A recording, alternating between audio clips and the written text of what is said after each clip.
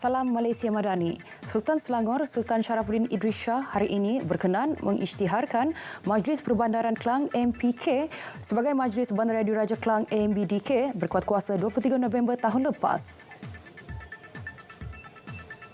Sultan Selangor turut berkenan melantik Datin Noraini Roslan sebagai Datuk Bandar Majlis Bandaraya Diraja Klang mengikut subsection 10/1 Akta Kerajaan Tempatan 1976. Acara bersejarah itu turut dihadiri Menteri Perumahan dan Kerajaan Tempatan Ngakomi, Menteri Besar Selangor Datuk Seri Amiruddin Syahari serta barisan kepimpinan Kerajaan Negeri. MBDK adalah Majlis Bandaraya Diraja ketiga di negara ini selepas Majlis Bandaraya Diraja Alor dan Majlis Bandaraya Diraja Johor Bahru. Dasar menetapkan 30% kota wanita sebagai pembuat keputusan atau ahli lembaga pengarah syarikat perlu dimansuhkan. Menteri Pembangunan Wanita, Keluarga dan Masyarakat, Datuk Seri Nancy Shukri berkata, pada masa ini ramai wanita layak untuk memegang jawatan berkenaan dan ia tidak boleh dihadkan. Should not have any ceiling. Kalau dari segi 30% tu, kalau dalam sektor awam kita dah sampai ke 38. Sekarang baru ni latest dah 42%. Jadi kalau kita nak letak peratus 50 ke apa, we don't want to have a ceiling lagi. We should not create the ceiling anymore. Kan selalu dalam kursus wanita, glass ceiling. We should not have glass ceiling anymore. Kita tak patut ada glass ceiling.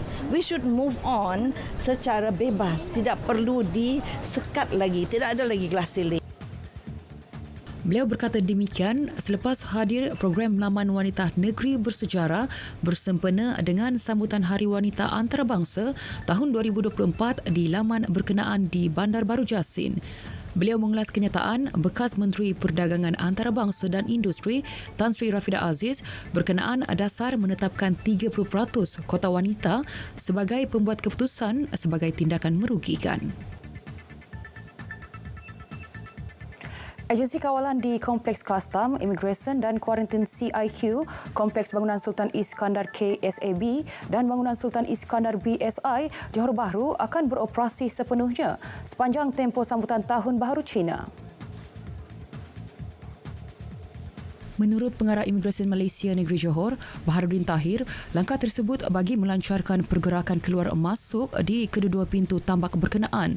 Dalam masa sama, pihaknya menjangkakan berlaku peningkatan lebih 200,000 pengembara sehari yang akan memasuki negara ini.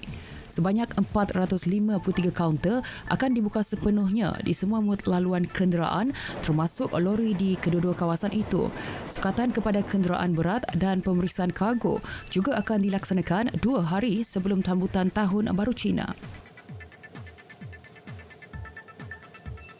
Keluarga semua penghuni penjara dibenar membuat lawatan perjumpaan sempena sambutan Tahun Baru Cina bermula 12 hingga 13 Februari ini.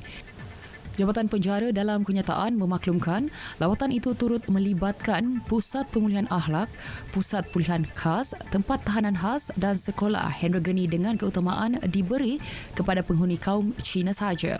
Terdapat 2 kaedah perjumpaan iaitu secara bersemuka dan secara dalam talian. Bagi kaedah secara dalam talian akan dilaksanakan selama 3 hari bermula pada 14 hingga 16 Februari ini. Jabatan Penjara turut memaklumkan lawatan perjumpaan hanya dibenarkan kepada pelawat yang membuat janji temu menerusi tempahan iaitu sistem iVisit di www.prison.gov.my, panggilan telefon dan email atau surat ke institusi berkenaan. Sedikit perkembangan luar negara, sekurang-kurangnya 66 pegawai tentera mencari perlindungan termasuk 10 cedera semasa pertempuran terbaharu yang berlaku di berhampiran sempadan Myanmar, Bangladesh. Menurut Menteri Dalam Negeri Bangladesh, Asaduzam Khan, tentera Arakan telah menawan di kebanyakan kawasan di negeri Rakhine. Mereka juga sedang mengatur strategi untuk serangan seterusnya. Berita semasa berakhir di sini. Dari sungai ke segara, Palestin pasti merdeka. Malaysia Madani, tekad perpaduan penuhi harapan.